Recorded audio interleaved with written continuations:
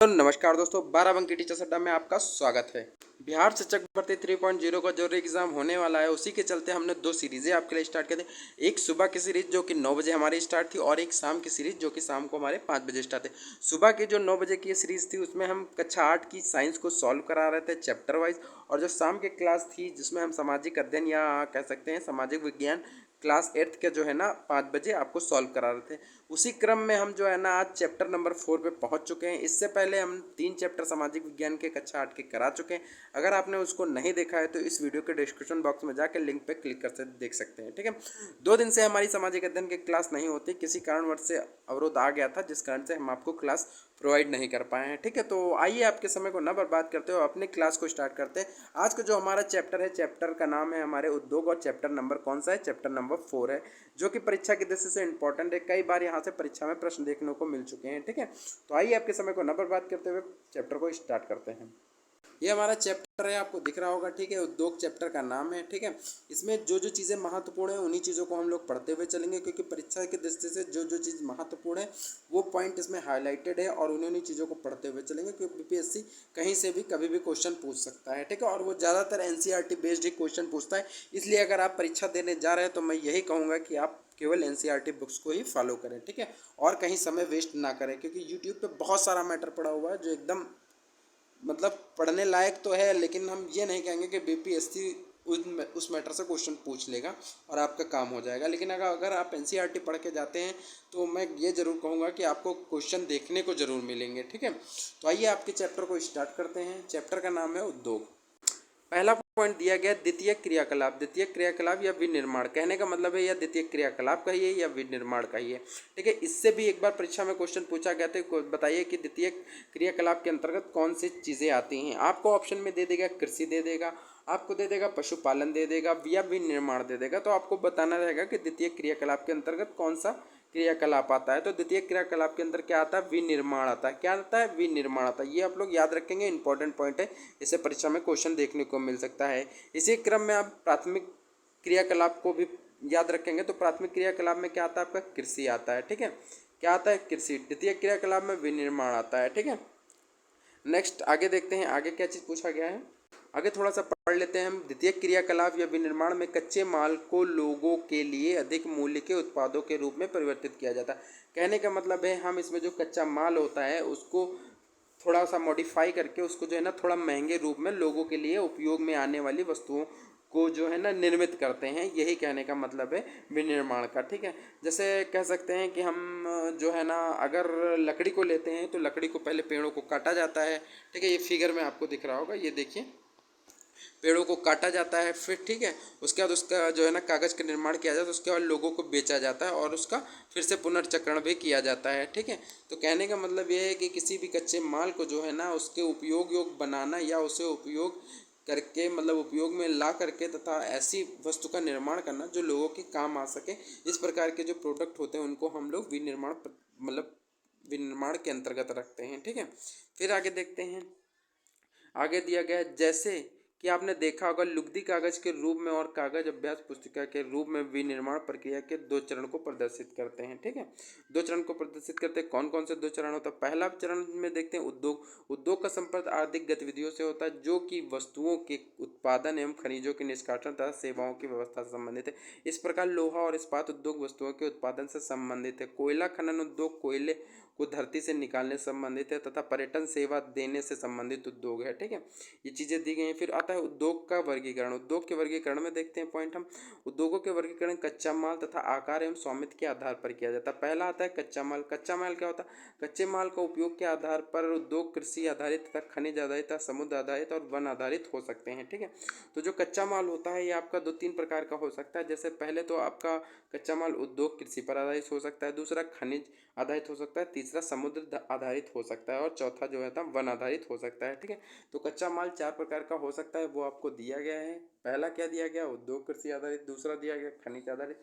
तीसरा समुद्र आधारित और चौथा जो है ना वन आधारित। फिर आगे देखते हैं हम लोग। फिर आता है कृषि आधारित उद्योग। क्या होता है? कृषि आधारित कच्चे माल के रूप में वनस्पति या जंतु आधारित उत्पादों का उपयोग करते हैं और खाद्य संसाधन वनस्पति तेल, सूती वस्त्र, डेयरी उत्पाद या चर्म उद्योग कृषि आधारित उद्योगों का निर्माण करते हैं। ठीक है, ये दिया गया। फिर खनिज आधारित उद्योग दिया गया है। खनिज आधारित उद्योग में दिया गया प्राथमिक उद्योग जो खनिज अयस्कों का उपयोग कर कच्चे माल के रूप में करते हैं। इन उद्योगों को उत्पाद अन्य उद्योगों को पोषण करते हैं तथा अयस्क में निर्मित लोहा खनिज आधारित उद्योग का उत्पाद तथा या कई अन्य उत्पादों के विनिर्माण के लिए कच्चे माल के रूप में प्रयुक्त किया जाता है। ठीक है, ये आपका हो गया खनिज उत्पादित उद्योग। ठीक है, फिर आता है समुद्र आधारित उद्योग। क्या होता है? सागरों एवं महासागरों से प्राप्त उत्पादों को उपयोग कर कच्चे माल के रूप में करते हैं। ठीक है, जब मतलब समुद्रों से जो माल प्राप्त किया जाता है अगर उसे हम लोग कच्चे माल के रूप में प्रयोग करते हैं तो वो हमारा जो है ना समुद्र आधारित उद्योग हो जाता है। ऐसे ही वन आधारित उद्योग होता है। वन आधारित मतलब वनों की कटाई करके अगर हम उसके द्वारा जो है ना उसकी चीज़ों को जो है ना कच्चे माल के रूप में प्रयोग करेंगे तो हम लोग उसको जो है ना वन आधारित उद्योग कहेंगे। फिर आता है आकार आधारित। आकार क्या होता है? उद्योग के आकार का तात्पर्य निवेश में की गई पूंजी की राशि से होता है। अच्छा, आकार का मतलब क्या होता है? आकार का मतलब होगा कि उद्योग में जिस प्रकार की पूंजी लगाई जाती है उसके हम लोग जो है ना आकार के रूप में निरूपित करते हैं। लघु आकार के उद्योग होते हैं और वृहद आकार के उद्योग होते हैं। ये दो प्रकार के उद्योग होते हैं। किस प्रकार के उद्योग होते हैं? एक लघु प्रकार के, एक वृहद आकार के उद्योग होते हैं। आगे देखते हैं हम लोग। फिर आता है स्वामित्व के आधार पर उद्योग को निजी क्षेत्र, मतलब स्वामित्व के आधार पर आते हैं तो पहले उद्योग को हम लोग निजी क्षेत्र या स्वामित्व के क्षेत्र में या सार्वजनिक क्षेत्र या संयुक्त क्षेत्र या सरकारी क्षेत्र में वर्गीकृत किया जा सकता है। ठीक है, कहने का मतलब है जो स्वामित्व का क्षेत्र होता है वो या तो फिर उसको हम लोग निजी क्षेत्र भी कह सकते हैं या राज्य स्वामित्व क्षेत्र भी कहते हैं या सार्वजनिक क्षेत्र भी कहा जाते हैं या संयुक्त क्षेत्र भी कहते हैं या सहकारी क्षेत्र में वर्गीकृत किया जा सकता है। अच्छा, निजी क्षेत्र के उद्योगों को स्वामित्व एवं संचालन या तो एक व्यक्ति द्वारा या व्यक्तियों के समूह द्वारा किया जाता है। सार्वजनिक क्षेत्र के उद्योग का स्वामित्व और संचालन जो है ना सरकार द्वारा करता है। और जो हिंदुस्तान एरोनॉटिक्स लिमिटेड और steel authority of India limited है ये संयुक्त क्षेत्र के उद्योग हैं। ठीक है, कैसे उद्योग हैं? संयुक्त क्षेत्र के उद्योग हैं। ठीक है, कहने का मतलब ये है जो स्वामित्व मतलब जो निजी क्षेत्र होते हैं। ठीक है, जैसे आता है हमारा स्वामित्व क्षेत्र आता है या निजी क्षेत्र आता है उसमें जो है ना उसका संचालन जो है ना कोई एक व्यक्ति करता है। ठीक है, कोई व्यक्ति। अगर सार्वजनिक क्षेत्र आता है तो उसका संचालन कौन करता है? सरकार करती है। ठीक है, जैसे हिंदुस्तान एरोनॉटिक्स लिमिटेड या स्टील अथॉरिटी ऑफ इंडिया जो है एक संयुक्त क्षेत्र के अंतर्गत आता है। किसके अंतर्गत आता है? संयुक्त क्षेत्र के अंतर्गत आता है। आगे देखते हैं हम लोग। आगे आता है स्वामित्व और संचालन। स्वामित्व और संचालन राज्यों और व्यक्तियों अथवा व्यक्तियों के समूह द्वारा होता है। ठीक है, अच्छा, स्वामित्व और जो संचालन राज्यों के व्यक्तियों और अथवा व्यक्तियों के समूह द्वारा होता है। मारुति उद्योग लिमिटेड संयुक्त क्षेत्र के उद्योग का एक उदाहरण है। सहकारी क्षेत्र के उद्योगों का स्वामित्व और संचालन कच्चे माल के उत्पादकों एवं पूर्तिकारों, कामगारों अथवा दोनों दोनों दोनों द्वारा होता है। आनंद मिल्क यूनियन लिमिटेड एवं सुधा डेयरी सहकारी उपक्रम के उत्तम उदाहरण। ठीक है, कहने का मतलब है ये सब जो है ना सहकारी मतलब सुधा वाला जैसे हो गया ये आपके सहकारी क्षेत्र की सुधा डेयरी होता है। अगर आपसे परीक्षा में क्वेश्चन पूछ लेता है कि बताइए जो सुधा डेयरी फार्म है वो किस क्षेत्र के अंतर्गत आता है, आपको ऑप्शन दे देगा सरकारी क्षेत्र के अंतर्गत आता है या निजी क्षेत्र के अंतर्गत आता है या सहकारी क्षेत्र के अंतर्गत, तो आपको बताना होगा। तो जो सुधा वाला डेयरी उद्योग है ये आपका जो है ना सहकारी क्षेत्र के अंतर्गत आता है। ठीक है, किसके अंतर्गत आता है? सहकारी क्षेत्र के अंतर्गत आता है। ठीक है, जो होता है सहकारी क्षेत्र। आगे देखते हैं। आगे आता उद्योगों को अवस्थित को प्रभावित करने वाले कारक। ठीक है, उद्योगों की अवस्थिति को प्रभावित करने वाले कारक कौन कौन से होते हैं? तो देखिए ये शॉर्ट में दिया गया फिगर से आप देख सकते हैं। तो उद्योगों को जो अवस्थिति को संबंधित जो कारक होते हैं उसमें सबसे पहले आता है कच्चा माल, फिर आता है श्रम, पूंजी, बाजार, जल, विद्युत, भूमि, परिवहन, संचार। ठीक है, इतना आप देख लेंगे तो आपके लिए काफ़ी होगा। बाकी आप ज़्यादा ध्यान मत दीजिए इस पर, ज़्यादा कुछ इंपॉर्टेंट ये है नहीं टॉपिक, मतलब टॉपिक के ये पॉइंट आपका इंपॉर्टेंट नहीं है। फिर आता है औद्योगिक तंत्र। औद्योगिक तंत्र देखते हैं क्या? औद्योगिक तंत्र ये देखते हैं क्या? औद्योगिक तंत्र में निवेश तथा प्रक्रम और निर्गत शामिल होते हैं। तथा निवेश में कच्चे माल, श्रम और भूमि की लागत, जल की उपलब्धता, परिवहन, विद्युत और अन्य अवसंरचना शामिल है। प्रक्रम में कई तरह के क्रियाकलाप शामिल हैं जो कच्चे माल को परिष्कृत माल में परिवर्तित कर देते हैं, निर्गत कर देते हैं अंतिम उत्पाद। इससे अर्जित आय तथा सूती वस्त्र उद्योग के संदर्भ में कपास, मानव श्रम, कारखाना एवं परिवहन लागत निवेश हो सकते हैं। प्रक्रमों में उटाई, कटाई तथा बुनाई, रंगाई और छपाई शामिल है। कमीज जिसे आप पहनते हैं वह उत्पादन है। ठीक है, औद्योगिक तंत्र दिया गया है। औद्योगिक तंत्र के बारे में मैंने बता दिया आपको। फिर आते हैं औद्योगिक प्रदेश। औद्योगिक प्रदेश क्या होते हैं इसको देखते हैं। औद्योगिक प्रदेश का विकास तब होता है जब कई तरह के उद्योग एक दूसरे के निकट स्थित होते हैं। ठीक है, मतलब कहने का मतलब ये औद्योगिक प्रदेश क्या होते हैं। औद्योगिक प्रदेश वह होते हैं जब वहाँ कई तरह के जो है ना उद्योग हों, मतलब बहुत प्रकार के उद्योग हों और सब आस पास निकट निकट जो स्थित होते हैं। तो जब ऐसी जहाँ सिचुएशन होती है और वे अपनी निकटता के लाभ आपस में बांटते हैं, मतलब वो आपस में पास भी रहते हैं और अपनी निकटता की वजह से लाभ भी एक दूसरे से प्राप्त करते हैं। और विश्व में प्रमुख औद्योगिक प्रदेश पूर्वोत्तर अमेरिका, पश्चिमी और मध्य यूरोप और पूर्वी एशिया। मुख्य औद्योगिक प्रदेश अधिकांश शीतोष्णकटिबंधीय क्षेत्र, समुद्री पत्तनों के समीप और विशेष तौर पर कोयला क्षेत्र के निकट स्थित होते हैं। ठीक है, तो कहने का मतलब है जो औद्योगिक क्षेत्र होते हैं वो जो है ना आपस में पास पास रहते हैं। ठीक है, और एक दूसरे से मदद भी लेते रहते हैं। जो ऐसे क्षेत्र के अंतर्गत आता है वो सब औद्योगिक प्रदेश के अंतर्गत आते हैं। ठीक है, क्या आता है औद्योगिक प्रदेश के अंतर्गत। आगे भारत के कुछ अनेक औद्योगिक प्रदेश है। कौन सा? पहला मुंबई पुणे है आपका, मुंबई पुणे समूह औद्योगिक प्रदेश है। बेंगलोर है आपका, तमिलनाडु प्रदेश है। हुगली है, ठीक है। अहमदाबाद है, छोटा नागपुर है, विशाखापट्टनम है। यही सब आपके देखिए सब औद्योगिक प्रदेश के अंतर्गत आते हैं। फिर नीचे दिया गया औद्योगिक आपदा क्या होती है। औद्योगिक आपदा दिया गया है, इसको देखते हैं हम लोग। इसके बारे में कुछ पॉइंट दिया गया है जो परीक्षा की दृष्टि से इंपॉर्टेंट होता था। उद्योगों में दुर्घटना विपदा मुख्य रूप से तकनीकी विफलता या संकट उत्पन्न करने वाले पदार्थों के बेतरतीब उपयोग के कारण घटित होती है। भोपाल में 3 दिसंबर 1984 को लगभग 00.34 बजे, कहने में मतलब है 0034 बजे घटित अब तक की सबसे बड़ी त्रासदीपूर्ण औद्योगिक घटना है। यह एक प्रौद्योगिक दुर्घटना है जिसमें यूनियन कार्बाइड तथा कीटनाशक कारखानों से हाइड्रोजन साइनाइड तथा प्रतिक्रियाशील उत्पादों के साथ साथ अत्यंत विषैली मिथाइल आइसोसाइनाइड, ठीक है, क्या होती है मिथाइल आइसोसाइनाइड दिया गया है। मिथाइल आइसोसाइनाइड गैस का रिसाव हुआ और 1989 में सरकारी सूचना के अनुसार 35,598 व्यक्तियों की मृत्यु हो गई। हजारों लोग जो बच गए थे वो आज भी एका या अधिक बीमारियों जैसे अंधापन, प्रतिरक्षा तंत्र विकृति तथा आंत्रशोथ तथा विकृतियां आदि से पीड़ित हैं।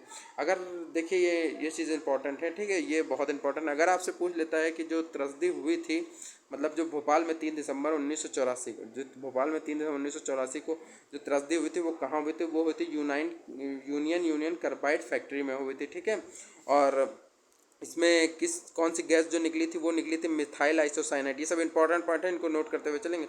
और ये घटना कब हुई थी और जब सरकार ने डाटा जो जारी किया था उसमें कितने लोग मारे गए थे? उसमें 35,598 व्यक्तियों की मृत्यु हो गई थी। तो 2-3 डाटा है ये आप लोग याद रखेंगे जो कि परीक्षा के दृष्टि से इंपॉर्टेंट है। आगे देखते हैं हम लोग। 23 दिसंबर 2005 को चीन की गाओ काओ चोगिंग में गैस कूप विस्फोट 243 लोगों की मृत्यु तथा 9,000 लोग दुर्घटनाग्रस्त होते हैं। एक घटना और सामने निकल के आती है, वो कौन सी? गाओ काओ में बचाव अभियान। ठीक है, मतलब 23 दिसंबर 2005 को चीन में जो है ना गाओ काओ में जो चोंगिंग में गैस कूप विस्फोट हुआ था। ठीक है, जिसके चलते 243 लोग मारे गए थे और 9,000 लोग दुर्घटनाग्रस्त हुए थे। इसके स्थानों पर 64,000 लोगों को विस्थापित कर दिया गया था, मतलब 64,000 लोगों को वहां से निकाल दिया गया था। और कई लोग विस्फोट के बाद न भाग सकने के कारण मर गए और वे जो समय पर भाग पाए उनकी आंखें, त्वचा, फेफड़े गैस से क्षतिग्रस्त हो गए। ठीक है, तो एक घटना ये भी है जो आपकी चीन से संबंधित है, इसको आप लोग याद रखेंगे। कब हुई थी? 23 दिसंबर 2005 को हुई, चीन की गाओ काओ में। ठीक है, कहाँ हुई थी? चीन के गाओ काओ में हुई थी। ठीक है, आगे देखते हैं हम लोग।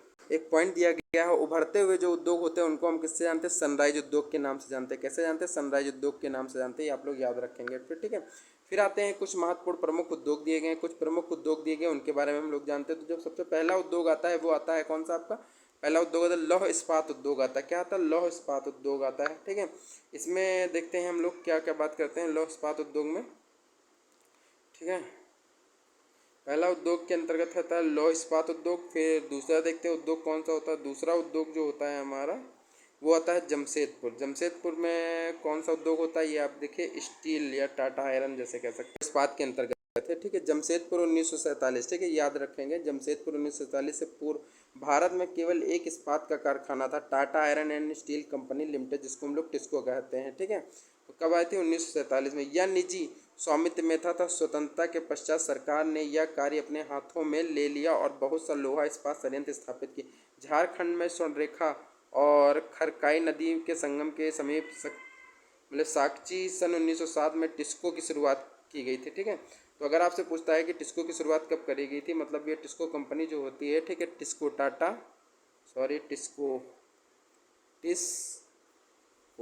टिस्को कंपनी कब लगाई गई थी? तो टिस्को कंपनी लगाई थी सन 1907 में, ये आप लोग याद रखेंगे, ठीक है। कहाँ लगाई थी? ये जमशेदपुर में लगाई गई थी, ठीक है।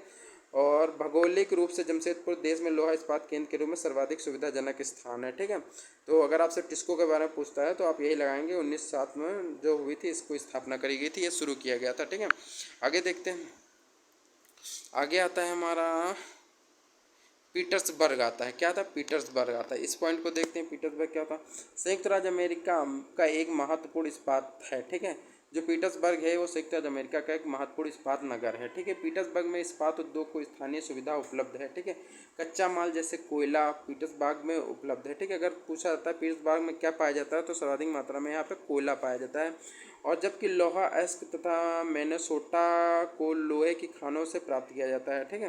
कहने का मतलब है, अगर लोह एस्क में आते हैं जिसे हम लोग मिनेसोटा के लोहे की खानों से प्राप्त करते हैं, जो पीटर्सबर्ग से लगभग 1500 किलोमीटर की दूर है। इन खानों को पीटर्सबर्ग के बीच जो है ना, पीटर्सबर्ग के बीच जो है ना, नौ परिवहन का सर्वोत्तम मार्ग तथा ग्रेट लेक्स जलमार्ग आता है। यह इसके नौ परिवहन हेतु तो सस्ता मार्ग है और ग्रेट लेक्स से पीटर्सबर्ग क्षेत्र तक लोह अयस्क के रेलगाड़ियों में लाया जाता है और ओहियो तथा मोनोगहेला तथा एल्गनी नदियों से पर्याप्त जल प्राप्त होता है, ठीक है। कहने का मतलब है ये जो सब षडयंत्र हैं, ठीक है, इनमें जो है ना जो जल की प्राप्ति होती है वो ओहियो से होती है तथा मोनोगहेला से होती है और एल्गनी से नदियों द्वारा जो है ना जल प्राप्त किया जाता है। आज पीटर्सबर्ग में बहुत कम बड़ी इस्पात मिल है। ये मिल जो है ना पीटर्सबर्ग के ऊपर मोनोगहेला तथा एल्गानी नदी की घाटियों में है तथा पीटर्सबर्ग के नीचे ओहेला नदी के सहारे स्थित तथा परिष्कृत इस्पात स्थल और जल दोनों मार्गों में द्वारा बाजार तक भेजा जाता है, ठीक है। ये दिया गया है, ठीक है। आगे देखते हैं हम लोग, आगे आता है पीटर्सबर्ग क्षेत्र इस्पात मिलों के अतिरिक्त कई अन्य कारखाने हैं, ठीक है। अच्छा, पीटर्सबर्ग में इस्पात के अलावा भी कुछ अन्य कारखाने हैं, जैसे रेल का कारखाना है, रेल पटरी उपकरण का कारखाना, भारी मशीनों के उत्पादन में इस्पात का प्रयोग कच्चे माल के रूप में करते हैं, ठीक है। तो ये सब जो है ना, ये सब आपका उसी रूप में आता है पीटर्सबर्ग के रूप में। पीटर्सबर्ग जहाँ है वहीं पे सब कारखाने भी उपलब्ध हैं। एक पॉइंट और आपका निकल के आता है, इसको देख लेते हैं। ग्रेट लेक्स के नाम से जानी जाती है। ग्रेट लेक्स के अंतर्गत क्या कहता है? सुपीरियर झील आती है, हुरान झील आती है, ओंटारियो झील आती है, मिशिगन झील आती है और इरी झील आती है। इन 5 झीलों में से सुपीरियर झील सबसे बड़ी होती है, ठीक है। जो 5 झीलें होती हैं ये सब कहाँ होती है? सुपीरियर झील में सबसे बड़ी झील है, जो अन्य की तुलना में उच्च ऊर्ध्व प्रवाह पर स्थित होती हैं। अच्छा, जब ये 5 झीलें जो आती है, अगर आपसे पूछा जाए पांचों झीलें कहाँ पाई जाती है, तो ये आपकी उत्तरी अमेरिका में पाई जाती है। कहाँ पाई जाती है? उत्तरी अमेरिका में पाई जाती है इन 5 झीलों को, ठीक है। इसको अगर हम शॉर्ट में याद करने की कोशिश करें तो शॉर्ट में हम इसको होम से याद कर सकते हैं, HOMES, ठीक है। ये 5 झीलें आपकी को, ए से क्या होगी? हुरान झील हो गई, ओ से क्या हो जाए? ओंटारियो झील हो गई, एम से कौन सी? मिशिगन झील हो गई, ई से कौन है कि इरी झील हो गई और एस से कौन सी हो गई? सुपीरियर झील। तो ऐसे हम लोग इसको याद कर सकते हैं। ट्रिक क्या है हमारी? होम्स के थ्रू याद से जो ये 5 झीलें हैं आपकी पाई जाती हैं उत्तरी अमेरिका में पाई जाती हैं ये 5 झीलें, ठीक है। तो गाइज आज की वीडियो में इतना ही हमारा चैप्टर था जो मैंने आपको पढ़ा दिया है। इसमें ज़्यादा कुछ इंपॉर्टेंट नहीं था, जो जो चीज़ इंपॉर्टेंट है मैंने आपको बता दी है, ठीक है। तो आगे कल मिलते हैं नेक्स्ट चैप्टर के साथ, चैप्टर नंबर 5 के साथ। ये हमारा टेलीग्राम चैनल है 12 26 58 34। इस पर जाके आप टेलीग्राम चैनल को ज्वाइन कर सकते हैं, ठीक है, और फ्री PDF पा सकते हैं। और अगर आप हमारे चैनल पे नए हैं तो हमारे चैनल को सब्सक्राइब करो। अगर वीडियो आपको अच्छी लगी तो प्लीज़ लाइक करें, ठीक है। तो गाइस आज के वीडियो में इतना ही, ठीक है। बाकी कल मिलते हैं वही शाम को 5 बजे, ठीक है, सामाजिक अध्ययन की क्लास के साथ। धन्यवाद।